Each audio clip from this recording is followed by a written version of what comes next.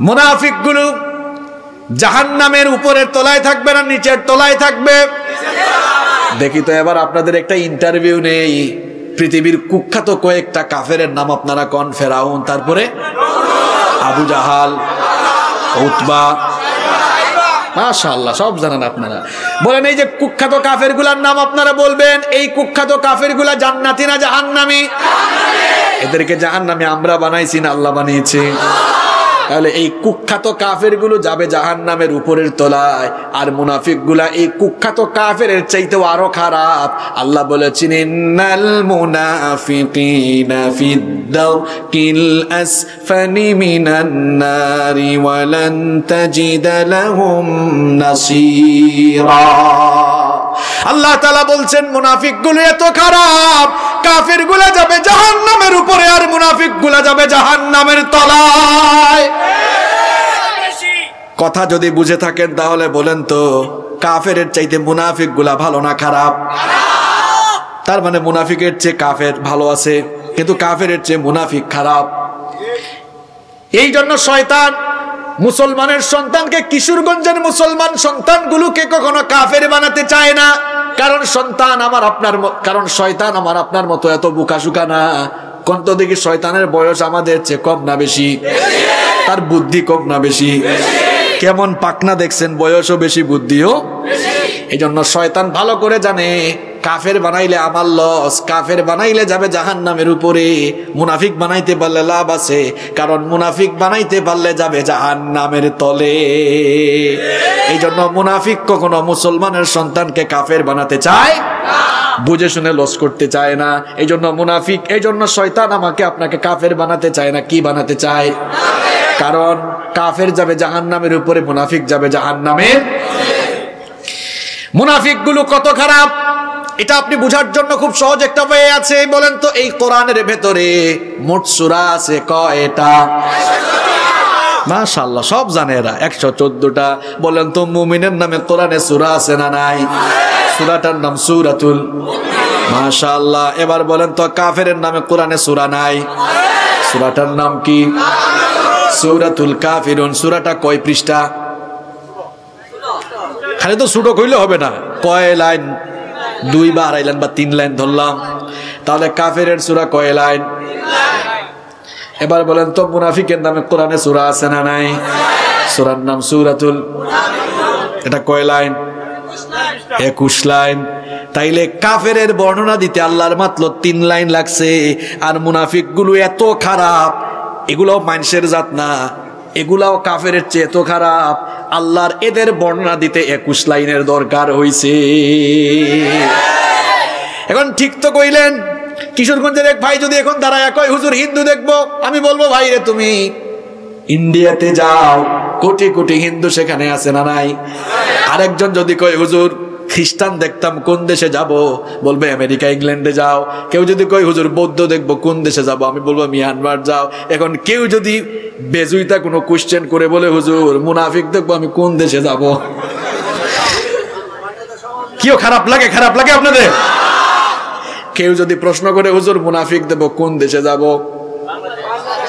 না না, যেই দেশে মুসলমান আছে সেই দেশে মুনাফিক আছে।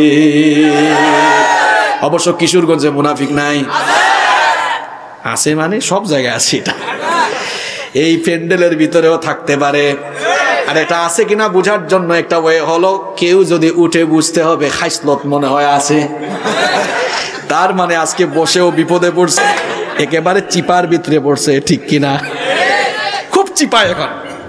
এই উঠাউঠি করা যাবে না, পারলে বাইরে থেকে এসে বসবে, কিন্তু ভিতর থেকে উঠার কোনো সুযোগ। কারণ ভিতর থেকে উঠলেই মানুষ ভাববে মনে হয় কোনোটা মিলে।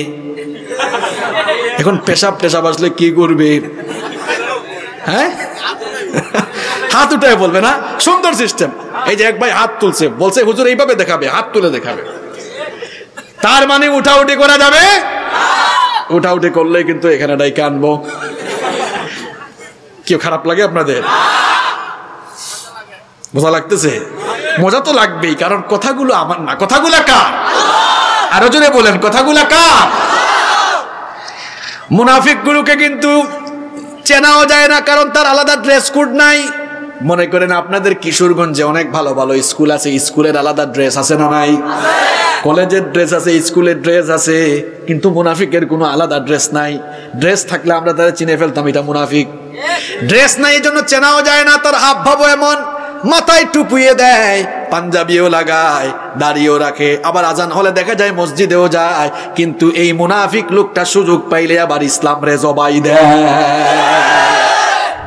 তারে কিন্তু খুব সহজে চেনা যায়। এখন বলবেন হুজুর চিনতাম কেমনে, এটা আপনি বলে দেন। এখন চিনবো কেমনে, এটা আমি বলে দিব না, আল্লাহ এবং রাসূল সেই কায়দা বলে গিয়েছেন, ঠিক কিনা? আল্লাহ এবং রাসূলের কায়দা আমাদেরকে জানিয়েছেন। মুনাফিক চেনার জন্য কিছু খাসলত আছে। মুনাফিকের অনেকগুলো খাসলত কোরআন আর হাদিসে আছে না নাই? আমি এখান থেকে ঘেটে ঘেটে মোট 15টা বের করছি, আরো বেশি থাকতেও হয়তো পারে। এই 15টা স্বভাব আজকে আপনাদের সামনে তুলে ধরবো।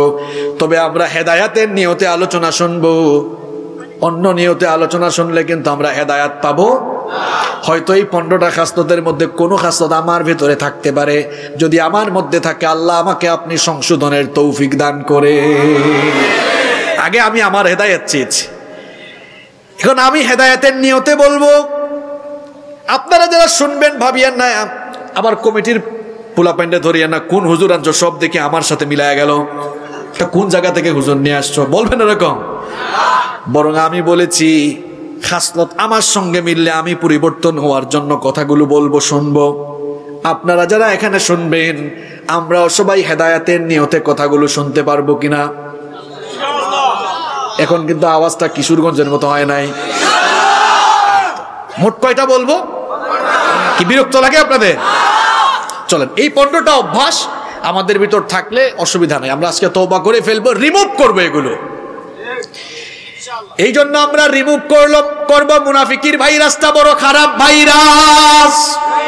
এই যে গত 2 বছর ধরে একটা ভাইরাসের গজব চলে, ভাইরাসটার নাম কি? এখন আবার নাকি নতুন আর একটা আসছে, কত ক্রন আসতেছে, হায় রে হায়। এখন বলেন তো দেখি, ওমিক্রন হোক আর করোনা হোক, কি এই উঠছে কেন? এটা শুয়ে যাও, এখানে উঠা উঠের সুযোগ নাই, বলছি না। এই তো হাত তুলছে, এটা আমি হাসি বুঝুন। শোনেন, করোনা ভাইরাসে আক্রান্ত হয়ে কেউ যদি মারা যায় সে জাহান্নামে যাবে, এমন কথা কি কেউ বলতে পারবে? ক্যান্সারে আক্রান্ত হয়ে কেউ যদি মারা যায় জাহান্নামে যাবে, কেউ কি বলতে পারবে নাকি? কিন্তু মুনাফিকির ভাইরাস এমন ভাইরাস, এই ভাইরাসে মারা গেলে জাহান্নাম ছাড়া কোনো গতি নাই।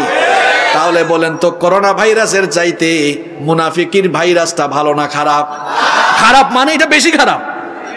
এই ভাইরাসে আক্রান্ত হয়ে তওবা না করে কেউ যদি মরে যায়, বিনা হিসাবে জান্নাত না জাহান্নাম? একটা ঘটনা আমার মনে পড়ে গেছে, বলবো? ঘটনাটা কিন্তু আমি কোরআন থেকে বলবো। দেখেন, নবীজি যদি দোয়া করেন সেই দোয়া আল্লাহ ফিরিয়ে দেন না, কিন্তু এক কুখ্যাত মুনাফিকের জন্য নবীজি দোয়া করেছেন, আল্লাহ ওই দোয়াটা ফিরিয়ে দিয়েছেন, ওই দোয়াটা কবুল করেন নাই। ওই মুনাফিকটার নাম হলো আব্দুল্লাহ বিন উবাই বিন সুলুল। তাবুকের অভিযান থেকে ফেরার কিছুদিন পর এই কুখ্যাত মুনাফিক মারা গেল। নবীজি সাহাবীদেরকে নিয়ে বসে আছেন, এমন সময় ওই মুনাফিকের ছেলে আব্দুল্লাহ নবীজির কাছে আসলো, এসে বলল, ওগো আল্লাহর রাসূল, আমার বাবা ইন্তেকাল করেছেন, ওনার ওসিয়ত ছিল আমার বাবা ইন্তেকালের পরে আপনার গায়ের জুব্বা মোবারক দিয়ে যেন আমার বাবার কাফনের কাফন পরিধান করানো হয়। আমার বাবার ইচ্ছা ছিল আপনি যেন তার জানাজার নামাজে ইমামতি করেন, এই জন্য আমি আপনার কাছে ছুটে এসেছি। এই কথা শোনা মাত্রই নবীজি দাঁড়িয়ে গেলেন। জানাজার উদ্দেশ্যে যখন রওনা করতে যাবেন, ওমর ইবনুল খাত্তাব রাদিয়াল্লাহু আনহু সামনে দাঁড়িয়ে বাধা দিলেন। বেশ কিছু জায়গায় ওমর রাদিয়াল্লাহু আনহু একাই সিদ্ধান্ত নিয়েছেন, আর ওমর রাদিয়াল্লাহু আনহুর সিদ্ধান্তের পক্ষে আল্লাহ আয়াত নাজিল করে ওমরের পক্ষে রায় দিয়েছে। ওমর রাদিয়াল্লাহু আনহু আটকালেন, আটকিয়ে বললেন, ইয়া রাসূলুল্লাহ, পড়েন সাল্লাল্লাহু আলাইহি ওয়াসাল্লাম, কোথায় যাচ্ছেন আপনি? এই লোকটাকে কি চিনেন না? এমন কুখ্যাত মুনাফিক উহুদের ময়দান থেকে 300 সৈন্য নিয়ে ভেগে গিয়েছে। যখন সুযোগ পেয়েছে মুসলমানদের বিরুদ্ধে ষড়যন্ত্র করেছে। কোথায় যাচ্ছেন আপনি? দয়া করে এই মুনাফিকটার জানাজায় আপনি যাইয়েন না। নবীজি তখন বললেন, ওমর রে, আমার আল্লাহ তো আমাকে কোনো নিষেধ করেন নাই, সুতরাং তুমি কেন বাধা দিচ্ছ? নবীজি চলে গেলেন। চলে যাওয়ার পর তার নিজের জুব্বা দিয়ে এই কুখ্যাত মুনাফিকটার কাফনের কাপড় পরালেন, নিজের গায়ের থুতু মুবারক ওই মুনাফিকের গায়ে লাগিয়ে দিলেন। এরপরে জানাজার নামাজে ইমামতের জন্য দাঁড়িয়ে দিলেন। দাঁড়িয়ে গেলেন। যখন এই কুখ্যাত মুনাফিকটার জানাজার নামাজে ইমামতের জন্য দাঁড়িয়ে গেলেন, বরদাস্ত করতে পারলেন না কে? সঙ্গে সঙ্গে আল্লাহ জিবরিলকে পাঠালেন। ওহী নাজিল হয়ে গেল। কোরআনুল কারীমের 9 নম্বর সূরা সূরাতুত তাওবা এর 80 নম্বর আয়াত নাজিল হয়ে গেল। আল্লাহ জানালেন, ইস্তাগফির লাহুম আও লা তাস্তাগফির লাহুম ইন তাস্তাগফির লাহুম 70 মাররাতান ফালাই ইয়াগফিরাল্লাহু লাহুম যালিকা বিআন্নাহুম কাফারু বিল্লাহি ওয়া রাসূলিহি ওয়াল্লাহু লা ইয়াহদিল কওমাল ফাসিকিন। কথাটা কার? আল্লাহ জানালেন, নবী গো, এই কুখ্যাত মুনাফিকের জানাজায় দাঁড়িয়ে আপনি যদি এই কুখ্যাত মুনাফিকটার জন্য একবার দুইবার নয়, একটানা 70 বার আপনি নবী হয়েও যদি তার জন্য আমার কাছে আপনি ক্ষমা চান, মাফ চান, আমি আল্লাহ আপনাকে জানালাম এই ধরনের কুখ্যাত মুনাফিকগুলোকে আমি মাফ করব না, বরং এদের জন্য জাহান্নামের শাস্তি অবধারিত। আল্লাহু আকবার। যেই নবী হাত তুললে আল্লাহ দোয়া ফিরিয়ে দেন না। কিবলা পরিবর্তনের ঘটনা আপনারা জানেন। নবীজি হাত তুলেন নাই, যোহরের নামাজে দাঁড়িয়েছেন। তখন কিবলা ছিল বাইতুল মুকাদ্দাসের দিকে। এখন তো আমরা বাইতুল্লাহর দিকে মুখ করে নামাজ আদায় করি।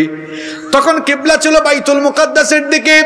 নবীজি বাইতুল মুকাদ্দাসের দিকে মুখ করে নামাজ আদায় করছেন, হাত তুলে দোয়া করতেছেন না, নামাজের মধ্যে মনে মনে ভাবতেছেন, আরে কিবলাটা যদি বাইতুল্লাহর দিকে হতো তাহলে আমার ভালো লাগতো। এই কথা নবী মনে মনে ইচ্ছা পোষণ করেছেন, কিন্তু মনের খবরও জানেন কি? নবীজি হাত উঠাইয়া দোয়া করেন নাই, মনে মনে নবী ইচ্ছা করেছেন যদি বাইতুল্লাহর দিকে কিবলাটা হতো তাহলে আমার মন শান্তি হতো। আল্লাহ সঙ্গে সঙ্গে নামাজের ভেতরে ওহী নাজিল করলেন, ক্বাদ নারা তাকাল্লুবা ওয়াজহিকা ফিস সামা ফালানুওয়াল্লিয়ান্নাকা কিবলাতান তারদাহা ফাওয়াল্লি ওয়াজহাকা শাতরাল মাসজিদিল হারাম। আল্লাহ বললেন, নবী গো, আপনি বারবার আকাশের পানে তাকিয়ে মনে মনে কি ইরাদা, কি ইচ্ছে পোষণ করছেন আমি জানি। এজন্য আমি আপনার মনোবাসনা পূরণ করছি, আর চাওয়া লাগবে না। এক্ষুনি নামাজে থাকাকালীন আপনার কিবলা বাইতুল মুকাদ্দাস থেকে বাইতুল্লাহর দিকে করে নিন। সুবহানাল্লাহ। যেই নবী হাত তোলার আগে দোয়া কবুল হয়, ওই একই নবী দোয়া করতেছেন জানাজায় দাঁড়িয়ে। জানাজায় দাঁড়ায় যাবেন, আল্লাহ বলতেছেন না, এর জানাজা আপনি নিজে করলেও আমি মাফ করব না। লোকটা কি হওয়ার কারণে? আরো জোরে। কিশোরগঞ্জের মানুষের মতো বলেন। এখন টাটকা মুনাফিক মারা যায়। আমরা জানাজার নামাজ পড়ে এরপরে কবরে এমন ভাবে দোয়া করে নামাই, মনে হয় জান্নাতের বিছনায় বিছাইয়া দিয়ে আসি। কি জান্নাতের কন্ট্রাক্টরে নিছেন নাকি আপনি? এত সোজা। নবী হয়েও মুনাফিকের জন্য জানাজায় গিয়েও মুনাফিকটাকে মাফ করলেন না কে? মুনাফিকের ভাইরাসটা মারাত্মক ভাইরাস। এই ভাইরাস নিয়ে মরলে জাহান্নাম ছাড়া উপায় নাই। এই জন্য সাহাবায়ে কেরাম সব সময় এই ভাইরাস থেকে বাঁচার জন্য সচেতন থাকতেন। ওমর রাদিয়াল্লাহু আনহুর নাম আমরা সবাই জানি কি জানি না? এই লোকটা নরম না খুব গরম? বেশি গরম না কম গরম? খুব বেশি গরম। তিনি তার শাসনামলে একবার আবু হুযায়ফা ইবনুল ইয়ামান রাদিয়াল্লাহু আন, যাকে সাহিবুস সিররুন নবী, নবীজির গোপন কথার ভান্ডার বলা হতো, তার কাছে গিয়ে বললেন, ওগো আমার ভাই, নবীজি তো মুনাফিকের লিস্টটা তোমার কাছে বলে গিয়েছেন, একটু দয়া করে বলো তো সেই লিস্টে আমি ওমরের নাম আছে নাকি? এই কথা শুনে সাহাবী বললেন, কি করে আপনার নাম ওই মুনাফিকের খাতায় থাকতে পারে?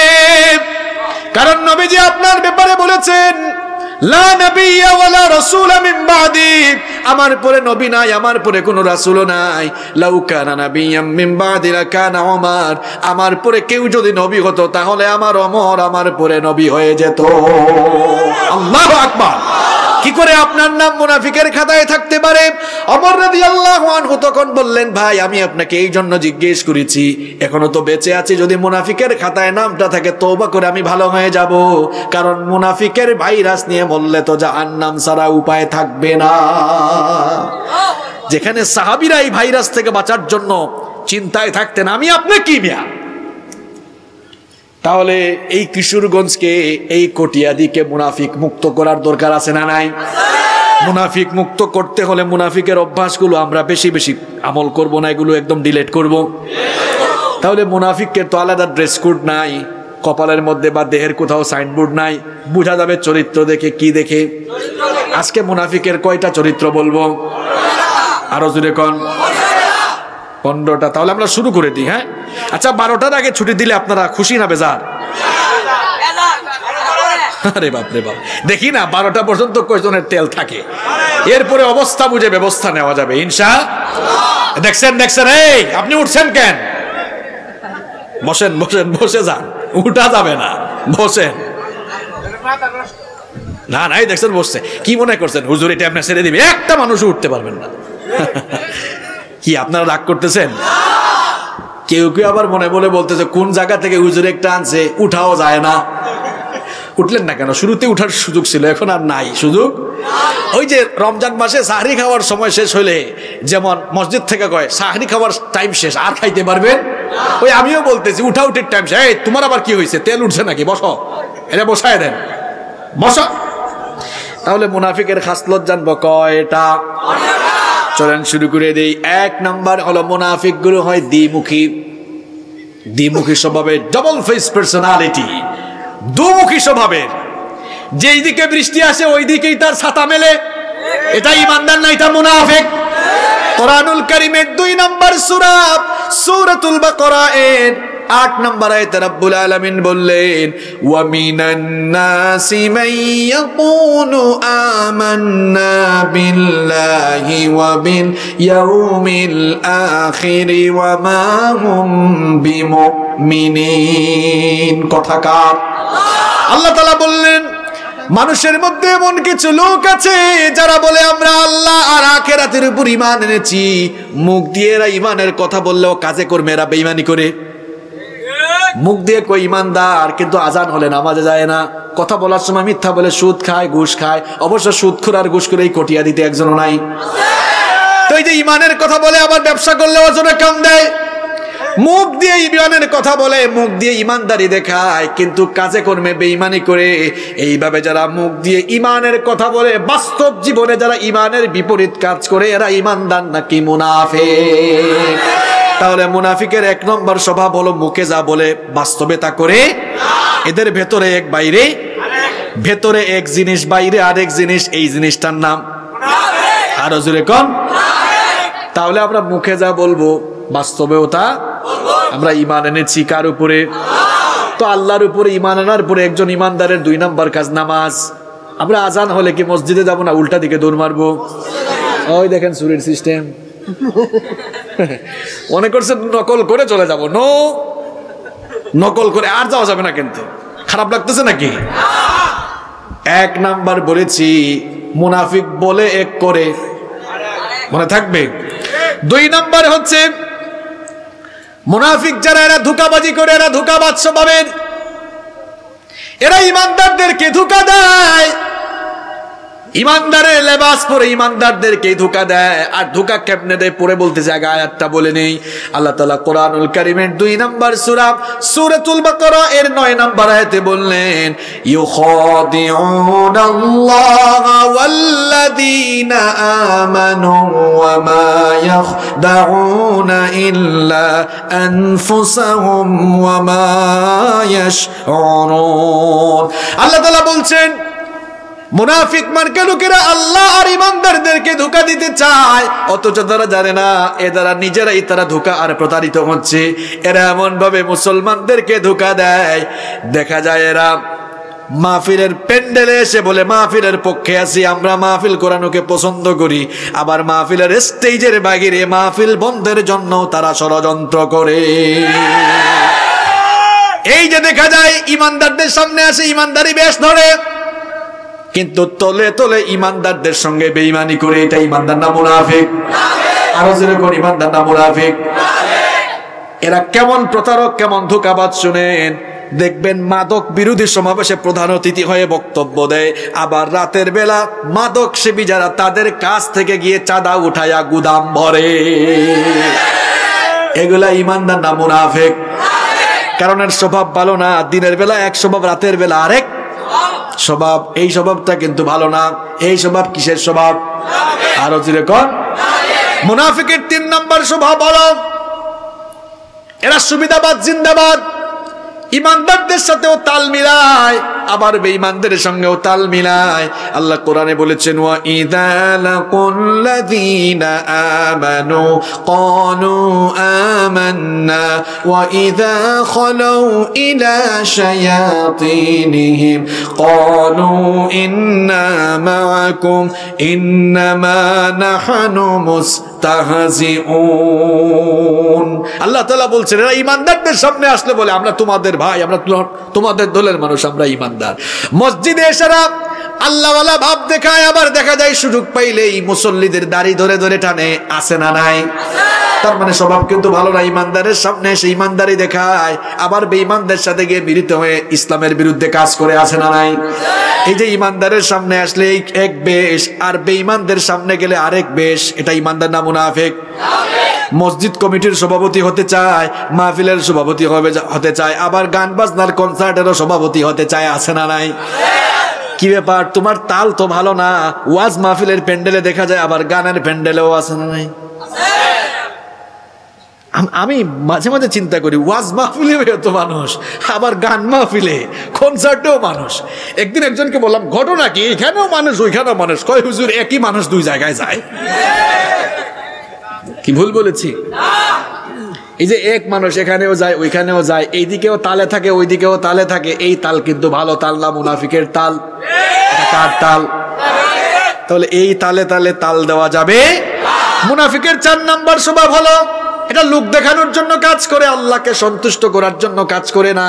মানুষ বাহবা দিবে, মানুষের কাছ থেকে বাহবা পাওয়ার জন্য, মানুষকে খুশি করার জন্য কাজ করে, আল্লাহকে খুশি করার জন্য কাজ করে না। আল্লাহ তাআলা বলেছেন, ইন্নাল মুনাফিকিনা ইউখাদিউনাল্লাহা ওয়া হুয়া খাদিউহুম ওয়া ইযা ক্বামু ইলাস সালাতি ক্বামু কুসালা يراءون الناس ولا يذكرون الله إلا قليلا। কথা কার? আল্লাহ বলেছেন মুনাফিকগুলো আল্লাহর সঙ্গে ধোঁকাবাজি করতে চায়, আর এদের স্বভাব হলো ইদা কামু ইলাস সালাতি কামু কুসালা। এরা যখন নামাজে দাঁড়ায় অলস ভাবে নামাজে দাঁড়ায়। ইউরাউনান নাস, এরা মানুষকে দেখাবার জন্য নামাজে দাঁড়ায়। দেখা যায় সারা বছর নামাজের খোঁজ খবর নাই, মাঝে মাঝে নামাজ পড়ে মানুষকে খুশি করার জন্য, মানুষের কাছ থেকে সিম্পেথি নেওয়ার জন্য। আছে না নাই? এ নিজে কিন্তু নামাজ পড়ে না। দেখবেন ঠিক মতো 5 ওয়াক্তের নামাজ পড়ে না, কিন্তু জানাজায় আসে। আমার দেশে ফজরের নামাজে মানুষ বেশি নাকি জানাজার নামাজে মানুষ বেশি? এর তাল দেখলে মনে হয় ফজরের নামাজটা নফল আর জানাজার নামাজটা ফরজ। নইলে এই বাটপার তার ঘর থেকে 50 হাত দূরে ফজরের নামাজে যায় না, কিন্তু দেখা যায় জানাজার নামাজ আদায়ের জন্য ঢাকা থেকে গাড়ি চালায়া কিশোরগঞ্জে চলে আসে। এর মতলবটা কোন জায়গায় জানেননি? বলবো। এর মতলবটা হলো জানাজার নামাজের আগে বক্তব্য দেওয়ার সুযোগ আছে, ফজরের নামাজের আগে বক্তব্য দেওয়ার সুযোগ না। ঠিক বলেছি?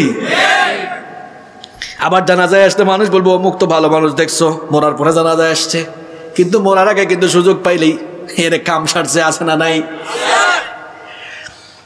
মুনাফিক গুলো মানুষ দেখাবার জন্য কাজ করে। আমরা নামাজ পড়ে না, দেখা যায় কোন এক জায়গায় গিয়েছে, সবাই নামাজ পড়তেছে, ওযু থাকুক আর না থাকুক আল্লাহু আকবার। আবার এই ধরনের নামাজ ইলেকশন আসলে খুব বাড়ে।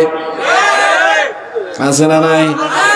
দেখা যায় সারা বছর নামাজ নাই, তবে কেউ যদি ইলেকশনের সময়ও ভালো হওয়ার নিয়তে এই বেশভূষা ধরে, আমরা তাকে নিয়ে নিন্দা করব? এমনও তো হতে পারে লোকটা হেদায়াত হয়ে যেতে পারে, কিন্তু তলে তলে ভিতরে ভিতরে যদি বেঈমানের ধান্দা থাকে, আল্লাহ যেন লোকটারে হেদায়াত করে।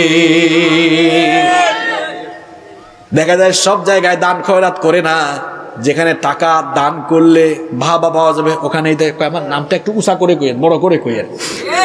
এই যে মানুষ দেখাবার জন্য কাজ করা, এটা কিসের আলামত? আপনারা কি আমার উপর বিরক্ত হচ্ছেন? এটা কি আমার কথা না আল্লাহর কথা? আল্লাহই তো বলছেন ইউরাউনান নাস। আপনাদের মুখস্থ সূরা থেকে শোনাই, ফাওয়াইলুল লিল আল্লাযীনা হুম, এই ঠিক করে বলতে হবে, আল্লাযীনা হুম আন সালাতিহিম সাহুন আল্লাযীনা হুম ইউরাউন। এই যে আল্লাযীনা হুম ইউরাউন, আলেমরা আছেন এখানে, এরা মানুষ দেখাবার কাজ করে। অনেকে দেখা যায় হজ করে আসার পরে নামের সাথে হাজি আলহাজ লাগায়।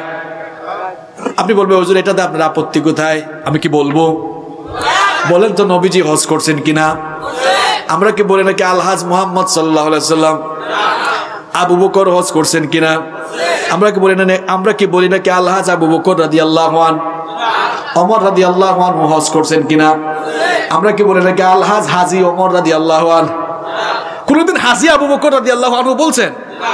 আপনি বলবেন হুজুর আমরাই তো হজে গেলে পুলিশ আমাদেরকে বলে ইয়া হাজ ইয়া হাজি, তা আপনি আবার কোন জাতের কথা বলেন? আচ্ছা ওই পুলিশ বেটা কি আপনার নাম জানে? তা আপনারা হাজি বলবেন না তো কি বলবে? আচ্ছা বলেন তো, মনে করেন আমার সাথে যে সফর সঙ্গীরা আছে, আপনাদের মসজিদে ফজরের নামাজে ঢুকছে, আপনারা তার নাম জানেন না, তো নাম না জানলে সহজ ভাষায় তাকে কি বলবেন?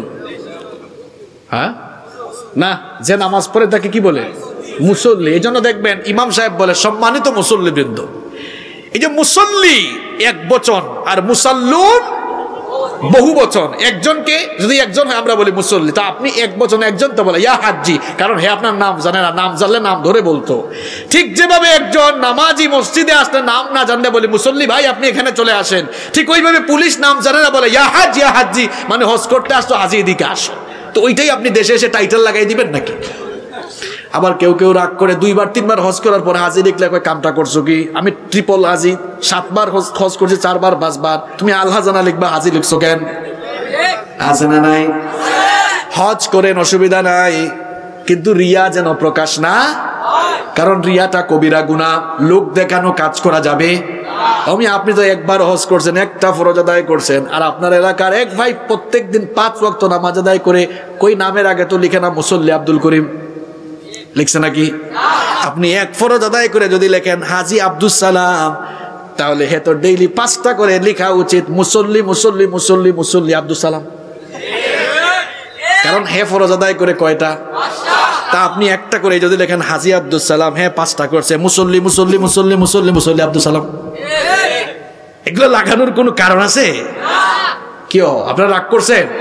আল্লাহর ঘরে আমিও গিয়েছি আলহামদুলিল্লাহ, আপনারা অনেকে গিয়েছেন। এগুলো আমরা লোক দেখানো কোনো কাজ করব না, আমরা যা করব সব কার সন্তুষ্টির জন্য, কারণ আমাদের রব আমাদেরকে শিখিয়েছেন কুল ইন্না সালাতি ওয়া নুসুকি ওয়া মাহইয়ায়া ওয়া মামাতি লিল্লাহি রাব্বিল আলামিন। আমাদের নামাজ, আমাদের কুরবানি, আমাদের হায়াত মওত সবকিছু কার জন্য নিবেদিত? আরেকটু জোরে বলেন। তাহলে মুনাফিকের স্বভাব বলে ফেলছি কয়টা? কিও এই এত তাড়াতাড়ি গেলে চলবে না। ওই দেখেন নকল, এই দেখেন ভাগছে। কয়টা বলছি? কয়টা? এবার আসেন 5 নাম্বার। মুনাফিকের 5 নাম্বার স্বভাব হলো এরা হলো রুগা রুগা। এরা কি? নোট করতেছো নাকি তুমি? লিখে রাখো, গুড, লিখে নিয়ে যান, দরকার আছে এগুলোর। মুনাফিকের 5 নাম্বার স্বভাব। মুনাফিক গুলো কি? একটু জোরে কোন না। রোগা রোগা। এখন বলবেন হুজুর এদের তো রোগ দেখা যায় না, রোগ দেখবেন কেমন? রোগটা তো তার বাইরে না ভিতরে।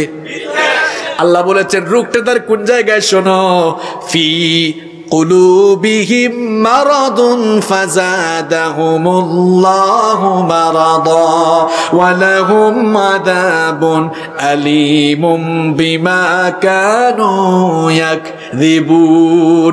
আল্লাহ বলেছেন মুনাফিকের বাহির তুমি না দোষ দেখলেও এই লোকটার অন্তর হলো রোগা রোগা, তার অন্তর হলো। এখন প্রশ্ন হলো হুজুর এরে কোন রোগে ধরছে? এই রোগের নাম কি? এই রোগ কিন্তু মারাত্মক। এই রোগ নিয়ে মরলে যাওয়া লাগবে জান্নাতে। কেউ ঘুমাচ্ছে? এই রোগ নিয়ে মারা গেলে যাবে আর একটু জোরে কর, জাহান্নামের তলায় না উপরে? আল্লাহ আমাদেরকে হেদায়েত দান করেন। মুনাফিকের 6 নম্বর স্বভাব হলো এরা যেখানেই সুযোগ পায় সেখানে গ্যাঞ্জাম লাগায়, যেখানেই সুযোগ পায় বিশৃঙ্খলা লাগায়। আল্লাহ কোরআনে বলেছেন, ওয়া ইযা কিলা লাহুম লা তুফসিদু ফিল আরদি ক্বালু ইন্নামা নাহনু মুসলিহুন আলা ইন্নাহুম হুমুল মুফসিদুনা ওয়ালাকিন লা ইয়াশউরুন। আল্লাহ তাআলা বলছেন, যখন এদেরকে বলা হয় আল্লাহর জমিনে ফাসাদ সৃষ্টি করো না, তখন তারা বলে আমরা তো সংস্কারে না করছি, সংশোধনে না করছি। আল্লাহ বলছেন এরা সংস্কার করে না, বরং যেখানে সুযোগ পায় সেখানে পেস লাগায়। মুনাফিক গুলো যেখানে সুযোগ পায় পেস লাগায়, গেঞ্জাম লাগায়। সুযোগ পাইলে মাহফিলেও এরা গেঞ্জাম লাগায়, আছে না নাই? বাংলাদেশে অনেক জায়গায় আছে কিছু লোক মাহফিলের প্যান্ডেলের ভেতরেও গেঞ্জাম লাগায়, মসজিদের ভেতরে গেঞ্জাম লাগায়, সমাজে গেঞ্জাম লাগায়, ঘরে ঘরে গেঞ্জাম লাগায়। এই যে গেঞ্জাম সৃষ্টিকারী মানুষ যারা মুনাফিক হলো তারা। আমরা কি গেঞ্জাম সৃষ্টিকারী হব নাকি আমরা সংশোধিত হব?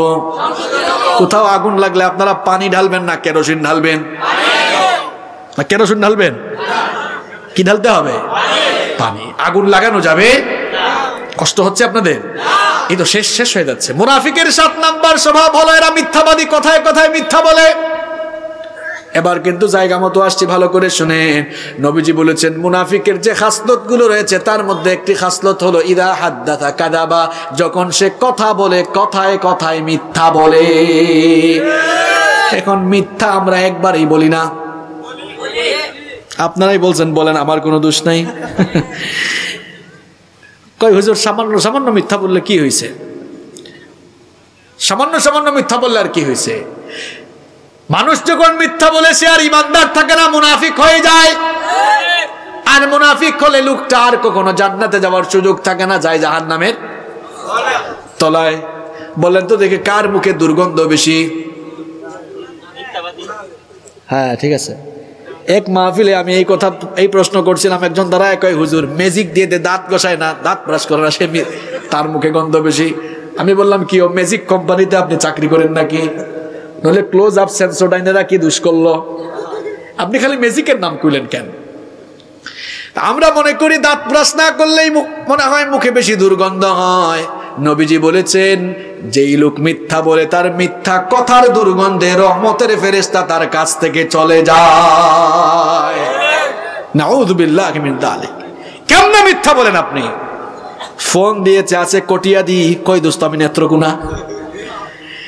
আছে বাসে চড়তেছে, ফোন দিছে, বিজনেস ক্লাসে জীবনের প্রথমবার উঠছে, খুব ভালো লাগতেছে, আরাম লাগতেছে, বিজনেস ক্লাস বাস, আপনারা বুঝেন তো। এখন ভাব নিয়া পার্ট নিয়া বলতেছে দোস্ত আমি তো বিমানে। এরকম মিথ্যা বলে আছে না নাই? পার্ট নিয়ে মিথ্যা বলে। মিথ্যা বললে মানুষ কি হয়ে যায়? আবার বাচ্চার সামনে মিথ্যা বলে বাচ্চাকেও মিথ্যা শিখে আছে না নাই? ঘটনা আরেকটা মনে পড়ছে, বলবো নাকি? এক বাপ ঘরে এসে দেখলো ছেলে লিখতেছে, কয় বাবারে কি লেখা? খাতা আনো। খাতা যখন আনছে দেখে ছেলের হাতের লেখা খারাপ।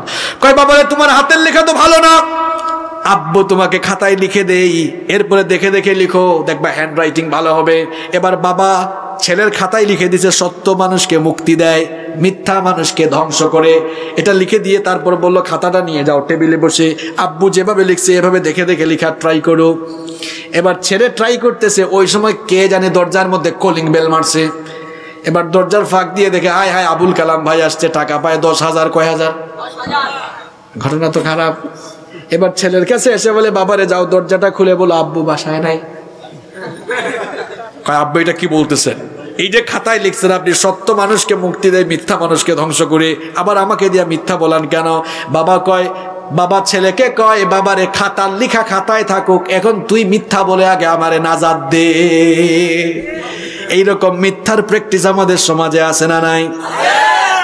আমরা বেশি বেশি মিথ্যা বলবো না ছাড়বো? কারা কারা আরো বেশি মিথ্যা বলবেন হাত তোলেন। তার মানে এরা খুব মনোযোগী হয়ে শুনতেছে, আলহামদুলিল্লাহ। মিথ্যা কথা বাদ দিতে পারবেন তো? খবরদার আমার ভাইরা মিথ্যা বলবেন না। কারণ মিথ্যা বললে মানুষ ইমানদার থাকে না, কি হয়ে যায়? আমরা মুনাফিক হতে চাই না ইমানদার হতে চাই? আমরা ইমান নিয়ে বাঁচতে চাই, ইমান নিয়ে মরতে। মুনাফিকের 8 নাম্বার স্বভাব হলো ওয়াদা করলে ওয়াদা ভাঙে। আছে না নাই? নবীজি বলেছেন ইদা ওয়াদা আখলাফা, মুনাফিকের স্বভাবের মানুষ তারা ওয়াদা ভঙ্গ করে। যারা একজনের কাছে টাকা নিছে, একজনের কাছ থেকে টাকা নিয়েছে, বলছে আগামী জুমাবারে দিয়ে দিব, কত জুমাবার যায় তার আর দেখা নাই। আপনাদের সঙ্গে এরকম ঘটে? আবার দেখবেন টাকা নিয়ে যাওয়ার পর হঠাৎ একদিন দেখা যাচ্ছে আপনি এই রাস্তা দিয়ে যাচ্ছেন, হে ওই দিক থেকে আসতেছে, আপনারা দেখা মাত্র দৌড় দেয়, মনে হয় রেপ রেপ ভাব। এরকম আছে না নাই? তো টাকা দিতে পারেন না, কি হয়েছে? আপনি এসে বলেন ভাই আমাকে আরো কিছু সময় দেন, তাও তো মুনাফিক আপনি হতেন না। এইরকম ধোঁকাবাজি করার তো কোনো দরকার ছিল? আবার আমরা অনেক সময় অনেক ওয়াদা করি, যে ইলেকশন এসেছে, বাপরে আলোচনার তালে কারেন্ট আসছে, আলহামদুলিল্লাহ। ইলেকশন আসলেও কিন্তু ওয়াদা বাড়ে না কমে। তো একদম সবকিছু ক্লিন করে দিব, এটা করব ওইটা করব। আপনি যে ওয়াদা করতেছেন বুঝে শুনে করতেছেন? তো আপনি বলবেন হুজুর আমরা কি মানুষকে বলবো না? হ্যাঁ বলেন। আপনি আরো শালীন ভাষায়, সুন্দর ভাষায় মানুষকে আকর্ষিত করার জন্য বলেন যে আমার বাবার, আমার ভাইয়েরা, আপনারা আমাকে আপনাদের খাদেম বানান। যদি আপনারা আমাকে আপনাদের খাদেম বানান, আমি আমার সর্বোচ্চটুকু বিলিয়ে দিয়ে আপনাদের উন্নয়নে কাজ করব। কথাটা শালীন না অশালীন? সুন্দর না অসুন্দর? এটা করে ফেলবো, ওইটা করে ফেলবো। এরপরে যে করেন না, ওয়াদা যে ভঙ্গ করে ফেলেন, তখন কি হয়ে যান আপনি? কি দরকার? সুন্দরভাবে বলেন, সুন্দরভাবে বলেন, তাহলে আপনার ওয়াদা ঠিক থাকবে, জবানটা আপনার ঠিক থাকবে। জবান নাপাক করা যাবে? আমরা ওয়াদা করলে ওয়াদা ভাঙবো? এরপরে মুনাফিকের 9 নাম্বার স্বভাব হলো মুনাফিক গুলো আমানতের খেয়ানতকারী হয়। আমানতের খেয়ানত আমাদের সমাজে নাই? আছে মানে অনেক বেশি। নবীজি বলেছেন মুনাফিকের স্বভাব হলো ওয়াইদা তুমিনা খানা, যখন তার কাছে আমানত রাখা হয় আমানতের খেয়ানত করে। মানুষ আমানতের টাকা রেখেছে, দেখা যায় আমানতের টাকা তার গুদামের ভেতর ঢুকাইছে। আসে না নাই? এমনকি সরকারের কাছ থেকে বরাদ্দ আসে, জনগণের আমানত তার পেটের ভেতরে ঢুকে। আমানতের খেয়ানত এমন ভাবে হচ্ছে, জনগণের সম্পদগুলোকে লুটপাট করা হচ্ছে। আমানতের খেয়ানত এমন ভাবে হচ্ছে, আমরা তো খাটের নিচে জুতা রাখি, আর এই শেষরা চোরগুলো জনগণের তেল চুরি করে খাটের নিচে জমায়া রাখে। আমানতের খেয়ানত এভাবেই চলছে। দেখা যায় ক্ষমতায় যাওয়ার আগে সম্পদ যা, 5 বছর পরে অনেক কম। তার মানে চরিত্র বেশি ভালো, বলে বাড়ার কথা ছিল না। জনগণের জন্য নিবেদিত প্রাণ হয়ে কাজ করলে তো আরো কমার কথা। আমার বাড়ি সিলেটে, ওই দিন গিয়া শুনছি একজন 4 কোটি টাকা খরচ করে ফেলছে। আমি মানুষকে বললাম 5 বছরে তার বেতন হবে না 5 লাখ। 4 কোটি খরচ করছে কেন? তার উদ্দেশ্য ভালো না। তার কারণ হলো 4 কোটি খরচ করছে, কত কোটি টাকা যে জনগণের নষ্ট করে পেটের ভেতরে ঢুকাবে সে ছাড়া আর কেউ জানে না। এতই যদি মানুষের জন্য কাজ করার শখ হয়, তাইলে বলতো আমি তো আপনাদের খাদেমে না হব, আপনারা বানাবেন, এরপরে না আমি কাজ করব। আবার আপনাদের স্বভাবও কিন্তু ভালো না। আমি আপনাদেরকে বলছি না, আমভাবে বলতেছি। এখন আমার দেশে ইলেকশন যখন আসে, মানুষের দাম গরু ছাগলের চেয়ে বাড়ে। কমে কমে একটা ছাগল, একটা খাসির দাম কম হইলো 5000। ইলেকশনের আগের রাত নাকি ঈদের রাত। এটা আমার কথা না, শুনেন। আমি গিয়েছিলাম ওই দিন মাহফিলে সিলেটে। আমার এক আত্মীয় আসছেন বহুদিন পরে দেখা, কই বাবারে কাল রাতে কিন্তু আমি একটা বিপদে পড়ছি। বলবো বললাম চাচা কি বিপদে পড়ছেন? কই আমার মেয়ে বিয়ে দিছিলাম অনেক দূরে। আমার আত্মীয় তো, আমি চিনি, আমার সাথে শেয়ার করতেছেন। তিনি বললেন আমি আমার মেয়ের বাড়িতে যাচ্ছি, ব্যাগ নিয়ে গেছি যেহেতু রাতে থাকবো। এখন আমি রিক্সা থেকে নেমে হাঁটা শুরু করছি। এখন রাস্তায় রাস্তায় দেখি মানুষ আমারে কয়, অনেকে আছে ব্যাগের ভিতরে মাল নিয়ে ঘুরে কিন্তু মানুষের দেখে না। ব্যাগের ভিতরে মাল নিয়ে ঘুরে কিন্তু মানুষ চোখে লাগে না। আমি তো এটা বুঝি নাই। আমি সামনের দিকে আগাই, খালের দিকে সবাই কথা কয়। একজনকে ডেকে এনে বললাম, ভাই ব্যাগের ভিতরে মাল নিয়ে ঘুরে মানুষ দেখে না, এটার অর্থ কি? হ্যাঁ, আপনি কার তরফ থেকে আসছেন? আপনি কার লোক? আপনি যে ব্যাগের ভিতরে মাল নিয়ে ঘুরেন, আমাদেরকে দেখেন না? এগুলো আমাদের সমাজের বাস্তব চিত্র না অবাস্তব চিত্র? আমরা যদি আমাদের লোভ লালসাকে সংবরণ করতে পারতাম আর আল্লাহওয়ালা মানুষগুলোকে আমাদের নেতা বানাতে পারতাম, সমাজের চিত্র পাল্টে যেত। আমরা নিজেদেরকে বিক্রি করে দেই বলে এই ছেঁচড়া চোর আর চামার গুলো এরপরে জনগণের উপরে নিপীড়ন চালায়। দেখেন আল্লাহওয়ালা মানুষগুলো কেমন ছিল। ঘটনা আরেকটা মনে পড়ছে, বলবো। ওমর রাদিয়াল্লাহু আনহু তিনি তার শাসন আমলে মোমবাতির আগুন জ্বালিয়ে কাজ করছেন। তখন কি এরকম ইলেকট্রিক্যাল লাইট ছিল? মোমবাতির আগুন জ্বালিয়ে কাজ করতেছেন। এমন সময় তার কিছু আত্মীয় স্বজন তার সঙ্গে দেখা করতে আসলেন। দরজায় নক করলেন, ভেতরে আসবো? ওমর রাদিয়াল্লাহু আনহু বললেন, দাঁড়াও, এই কি হয়েছে? বসে যান, বসেন বসেন। হাত তুলছে, মানে ওইটা বুঝছেন তো কোনটা? আচ্ছা ঠিক আছে, তাহলে যাওয়া যাবে। ওমর রাদিয়াল্লাহু আনহু বললেন, একটু দাঁড়াও, অপেক্ষা করো। সামনে থাকা মোমবাতির আগুন ফু দিয়ে নিভালেন। নতুন আরেকটি মোমবাতিতে আগুন ধরালেন। এবার বললেন, এবার তোমরা ভেতরে আসো। এরা ভেতরে এসে জিজ্ঞেস করলো, আমিরুল মুমিনিন, আপনার সামনেই তো মোমবাতিতে আগুন জ্বালানো ছিল, কি কারণে সেটা ফু দিয়ে নিভালেন? নতুন আরেকটি মোমবাতিতে আগুন জ্বালালেন। ওমর ইবনুল খাত্তাব রাদিয়াল্লাহু আনহু তখন বললেন, তোমরা আসার আগ পর্যন্ত রাষ্ট্রের টাকায়, জনগণের টাকায় কেনা মোমবাতির আগুন জ্বালিয়ে রাষ্ট্রের জন্য, জনগণের জন্য কাজ করছিলাম। তোমরা যখন আসতে আমি ভাবলাম হয়তো আমার আত্মীয় স্বজন আমার সঙ্গে ব্যক্তিগত কথা বলতে এসেছে। চিন্তা করলাম জনগণের টাকায়, রাষ্ট্রের টাকায় কেনা মোমবাতির আগুন জ্বালিয়ে যদি আমি ব্যক্তিগত কথা বলি, রাষ্ট্রের আমানতের খেয়ানত হবে, জনগণের সম্পদ হরণ হবে, বেঈমানি হবে, আল্লাহর কাছেও জবাব দেওয়া লাগবে। এই ভয়ে আমি রাষ্ট্রের টাকায় কেনা মোমবাতির আগুন নিভিয়ে দিয়ে নিজের টাকায় কেনা মোমবাতির আগুন জ্বালিয়ে তোমাদের সঙ্গে কথা বলছি। আল্লাহু আকবার। এমন যদি হতো আমাদের নেতা হতো ওমরের মতো, হতো আবু বকরের মতো। চাই কি চাই না? এমন যদি হতো আমাদের নেতা হতো ওমরের মতো, হতো আবু বকরের মতো।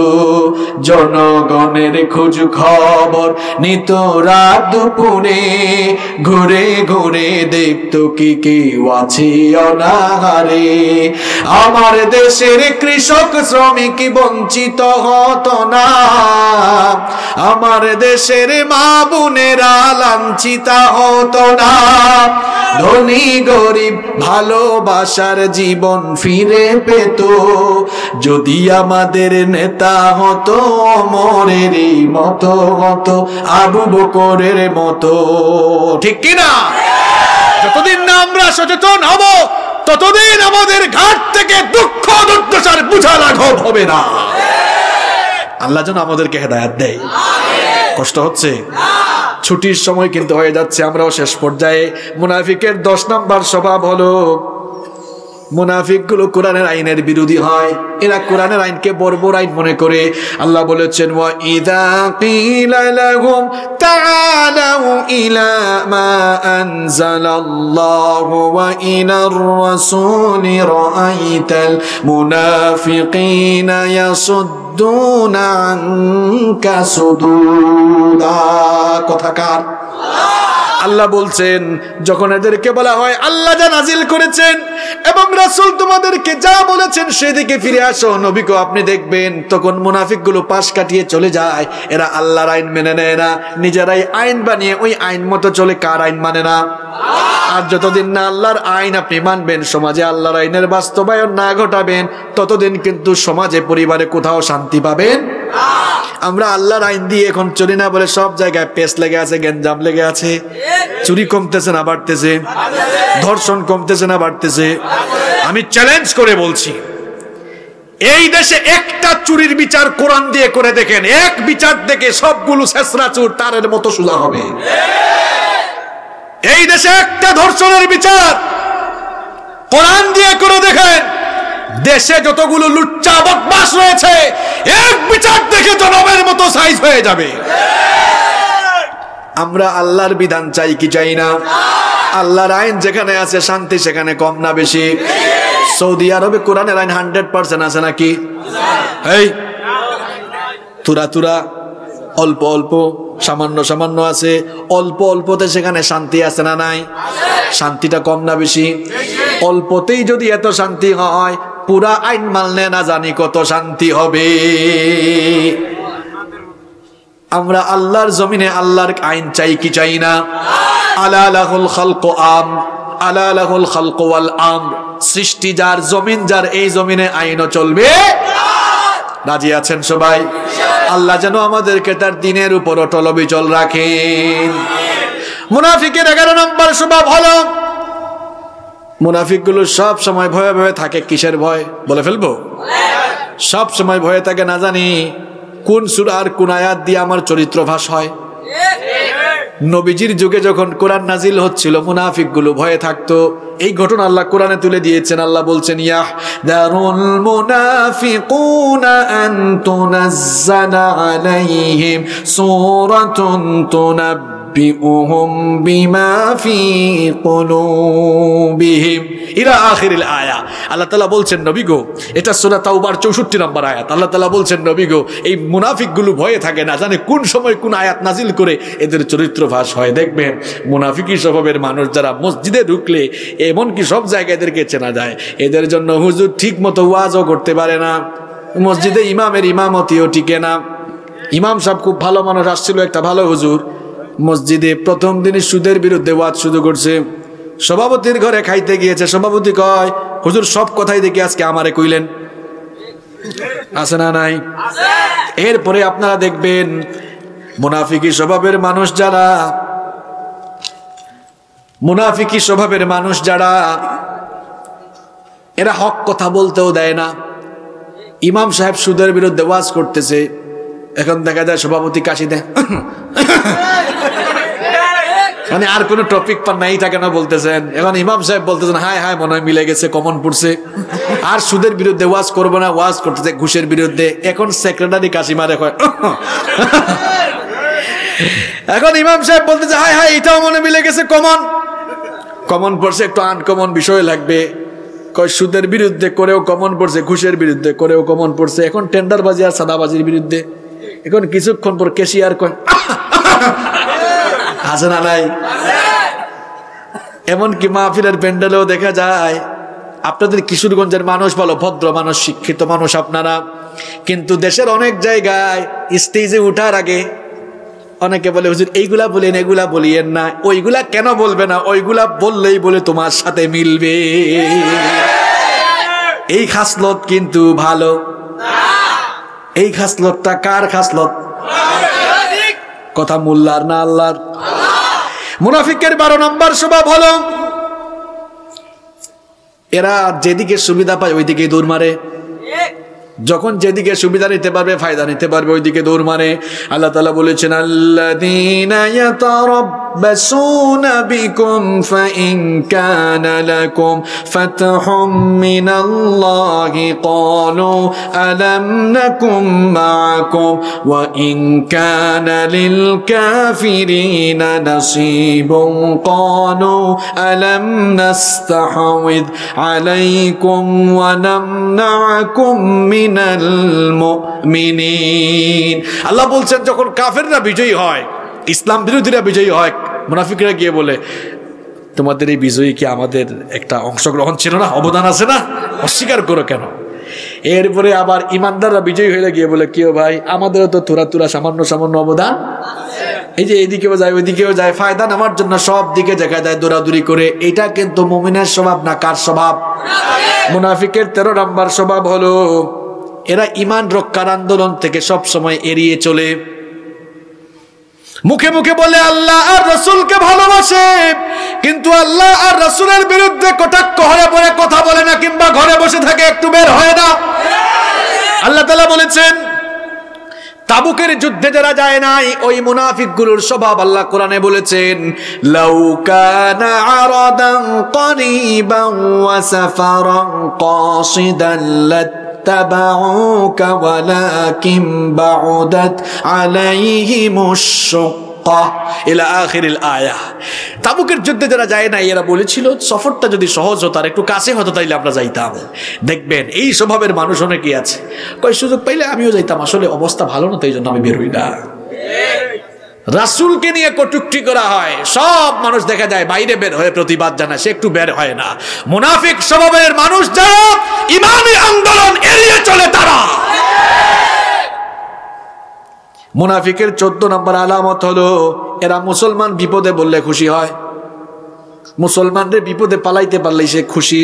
আল্লাহ তাআলা বলেছেন ইন তামসাসকুম হাসানাতুন তাসউহুম ওয়া ইন তুসিবকুম সাইয়্যাতুন ইয়াফরাহু বিহা।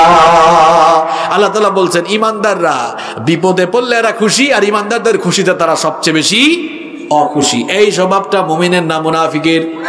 মুনাফিকের 15 নম্বর স্বভাব হলো এরা নিজেদেরকে সবচেয়ে বেশি চালাক মনে করে, আসলে এরাই হচ্ছে দুনিয়ার সবচেয়ে বড় বোকা। বলেছেন কি? আল্লাহ তাআলা বলেছেন ওয়া ইদা কিলা লাহুম আমিনু কামা আমানান নাসু ক্বালু আনুমিনু কামা আমানাস সুফাহা আলা ইন্নাহুম হুমুস সুফাহা ওয়ালাকিন লা ইয়ালামুন।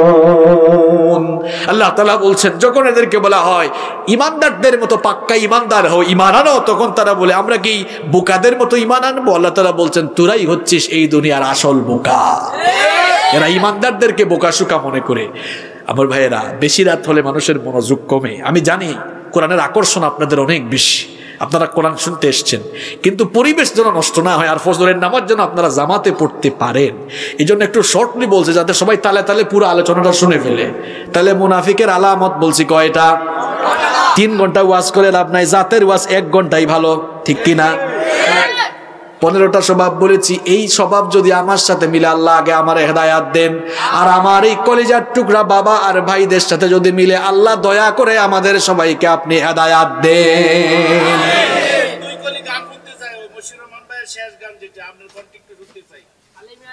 এটা তো উনি বলে ফেলছে না, উনি তো আমার চেয়ে ভালো গায়, তাই না? উনি তো শিল্পী মানুষ, তাহলে এটা বলে আমরা মোনাজাত দিয়ে দেবো ইনশাল্লাহ, ঠিক আছে? বেজার হইন না তো আপনারা? আবার বেজার হইছেন? তা আমি তো আরো আসবো, এখানে আরো মাহফিল আছে আশেপাশে, যাবেননি আপনারা নাকি ঘরে বসে থাকবেন? যাইয়েন। এই হুজুর কিন্তু এক ওয়াজ 2 বার করে, ওইখানে গেলে আরো মজার ওয়াজ আছে ইনশাআল্লাহ। একা যাবেন নাকি আরো মানুষের নিয়ে যাবেন? কারা কারা যাবেন না দেখে হাত তুলেন। এই যুবক ভাইরা বসেন, এই 10 মিনিট মোনাজাত করে যাও। আগামী বছর বাঁচবো কিনা, আগামী বছর কি কালকেও বাঁচবো কিনা জানি না, ঠিক না? একটু গভীর রাত তো, আমি না হয় গুনাহগার হতে পারি, কিন্তু মুসাফিরের দোয়া কবুল হয় বলেছেন মুহাম্মদ সাল্লাল্লাহু। আচ্ছা, আমার গানের পরে সভাপতি সাহেবের বক্তব্য থাকলে আমরা শুনবো, না থাকলে মোনাজাত হয়ে যাবে ইনশাআল্লাহ। আলেমে আলেমে বিভেদ এখন জালিমে জালিমে দোস্তি, আলেমে আলেমে বিভেদ এখন জালিমে জালিমে দোস্তি, পথের ঠিকানা জানা নেই কারো, কে কোথায় পাবে স্বস্তি, কে কোথায় পাবে স্বস্তি। সালাতে দুহাত কোথায় বাঁধবে নাভির উপরে বুকে, আমিন বলবে চুপিসারে নাকি সজোরে আওয়াজ ফুকে। ছোট আরো ছোট বিষয় নিয়েও চলছে ভীষণ দ্বন্দ্ব, সব দল ভাবে আমরাই ভালো অন্যরা কালো মন্দ। ফরজ নিয়ে তোমার মানি নেই নফলে সফল ডুব, টুপির আকার আকৃতি নিয়ে গবেষণা হয় খুব। ফরজ নিয়ে তোমার মানি নেই নফলে সফল ডুব, টুপির আকার আকৃতি নিয়ে গবেষণা হয় খুব। এই সুযোগে আব্রাহা দেখো হাকিয়ে বেড়ায় হস্তি, জালিমে জালিমে দোস্তি, আলেমে আলেমে বিভেদ এখন জালিমে জালিমে দোস্তি, পথের ঠিকানা জানা নেই কারো, কে কোথায় পাবে স্বস্তি, কে কোথায় পাবে স্বস্তি। খ্যাতির নেশায় আলেমের মন ব্যস্ত ভীষণ ব্যস্ত, এই সমাজের সব কাজে তাই জালিমের হাতে ন্যস্ত। নিজের হিসেব করে না আলেম অন্যের কথা ভাবে, বিরোধকারীরা জান্নাতে নাকি জাহান্নামেই যাবে। কাফের ফাসিক লক্ষ ফতোয়া পকেটেই আছে জমা, আল্লাহর কাছে ছাড় আছে তবু তার কাছে নেই ক্ষমা। হেরার চেরাগে চিনতে পারেনি এখনো আপন পর, জালিমের হাতে চলে গেছে তাই নিজের সাজানো ঘর। হেরার চেরাগে চিনতে পারেনি এখনো আপন পর, জালিমের হাতে চলে গেছে তাই নিজের সাজানো ঘর।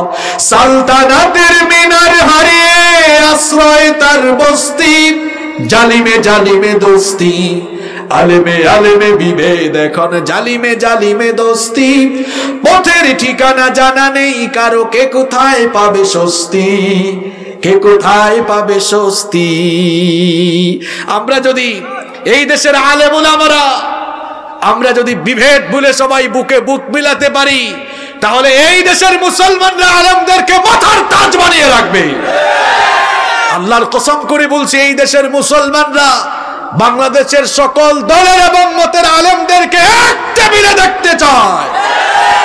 আল্লাহ যেন আমাদেরকে এক করে দেন। আলোর পথে 24 24 ঘন্টা শুধু ইসলাম প্রচার।